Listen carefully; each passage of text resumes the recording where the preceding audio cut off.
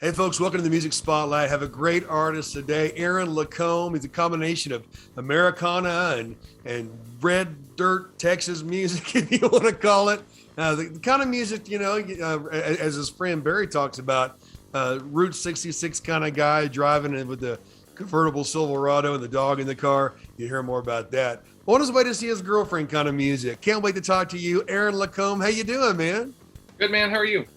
I'm doing good. Aaron, I love interviewing these not new, you've been at this for a while, but singer, songwriter, musician, producer. You had a song go viral called Uncle Carl. We'll talk about that as well. But you got a new album called Breaking Ground. And I'm telling you what, folks, you're going to enjoy listening to this. Aaron, first off, tell me, what's happening in your part of the world? Where are you? Are you on the road right now? Are you home? What? I just got home from a 3-week tour through Colorado, New Mexico, and West Texas. I have a show tonight, I have a show Saturday night, and then I get on a plane to go back to Colorado to play a folk festival. And then I come back and I have a weekend of shows. And that's about as much breathing room as I ever get right there. Wow. Well, Aaron, you're doing it right. You're an artist, you're a recording artist and a performer, but you're also an entrepreneur. And that also, helps you tour and do the things that you want to do. A lot of musicians out there are incredibly talented, but they don't always have business acumen. But obviously you do, and you're covering your base and living out your dreams. And I want to congratulate you on that. Thanks, Before man. we get going, though, tell us about this viral song, Uncle Carl. So I've had to tell this story a lot of times. So I try to dig for more details when I do it again. But so it was about 3 years ago, a friend of mine, a fellow singer-songwriter, asked me to participate in a Christmas songwriting contest. Okay. And I don't do happy fluff real well. I like to dig down to the scratch below the surface a little bit. So I wrote this song. It was kind of based on some stuff that happened in my family and some stuff that was happening with some friends I had. And it's the story of a man coming out as gay to his family at Christmas dinner. Okay.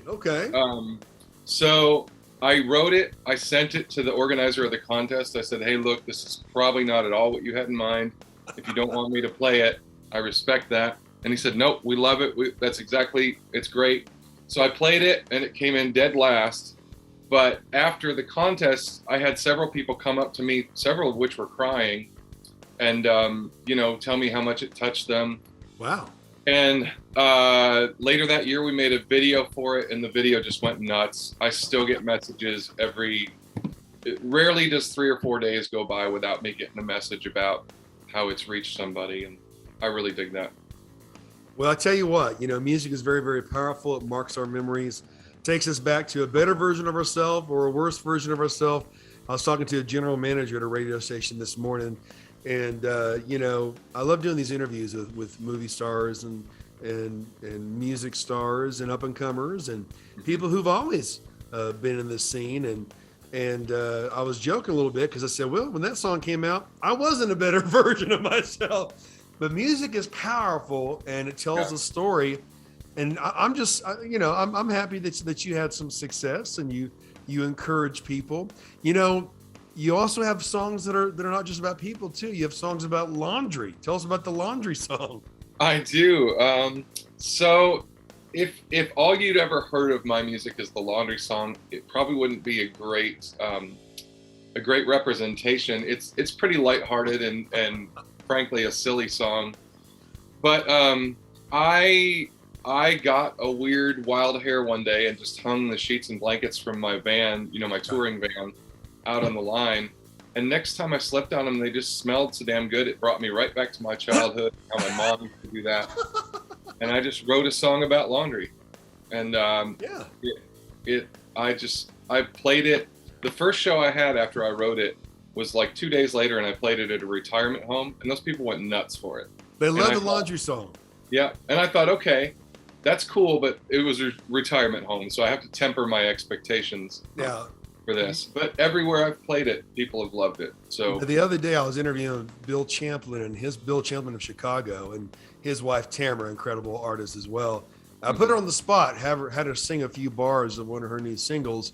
Is there a guitar in reach, or can you hum a few bars of the laundry song? You know, I normally have a guitar like right there hanging on that stand. I'm gigging tonight, so it's all loaded up. It's all loaded up. I'm here. gigging this Saturday night. I know what you mean. Well. So what are some of what's the chorus? What's the lyrics of the chorus of the laundry song? The chorus is laundry that's been hanging on the line. There's nothing in the world that smells as fine. I know we don't all have the space, but the world would be a better place if we all hung our laundry on the line. That's deep. You can look for deep meaning in that if you want. Yeah. Song's about laundry, man. The whole time, folks, you've been seeing Aaron Lacombe, his website at the bottom of the screen. Now, what all can people expect when they come to your website, man? Are they going to be able to keep up with new music as you release it from your site, or do they need to go to iTunes first? What's best? There's links out to everything. So whatever your preferred way of keeping up with musicians is. A lot of people like Spotify. A lot of people like Bands in Town or YouTube or whatever. There's links out to all that stuff. You can buy the album in a physical copy or download right now from the website. But if you want to stream it, you got to wait till August for everything to come out.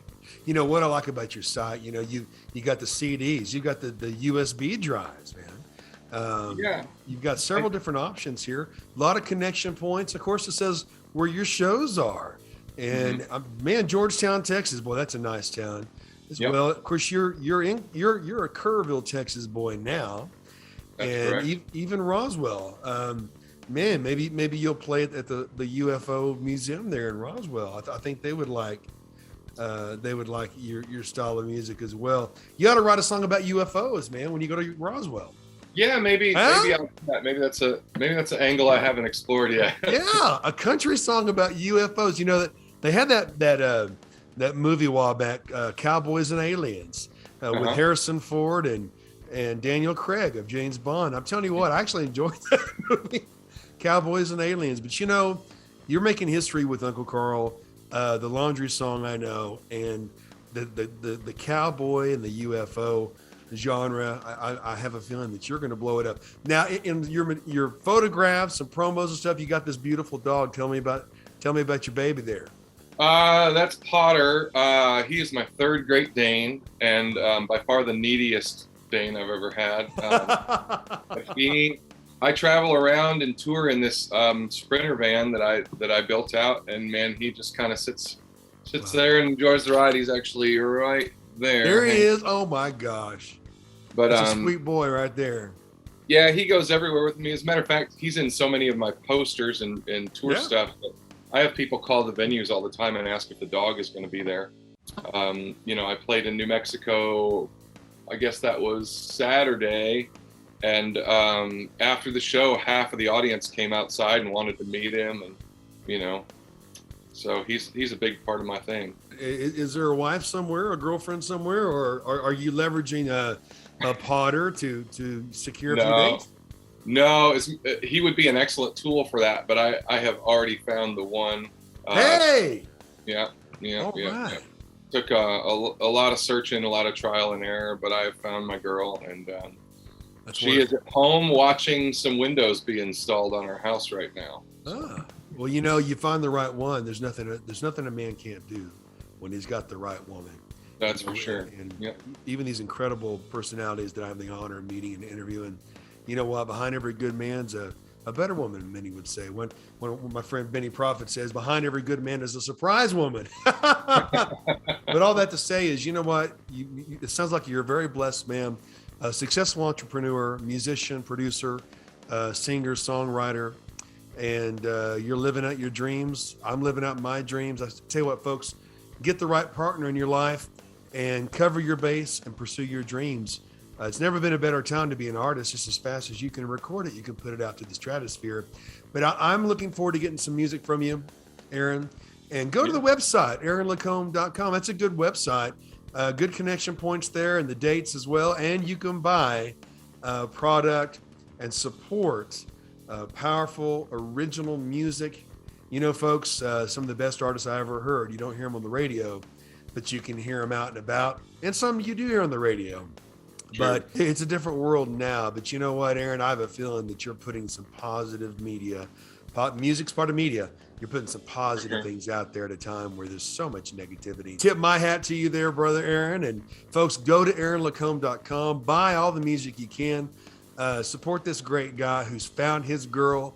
And also, I'm curious to have playing as I work throughout the day. This, as Barry says, Route 66, convertible, top down, dog in the car on your way to see your girl, kind of Americana, Texas red dirt kind of music. So it's a pleasure to meet you, Aaron. We look forward to hearing more from you.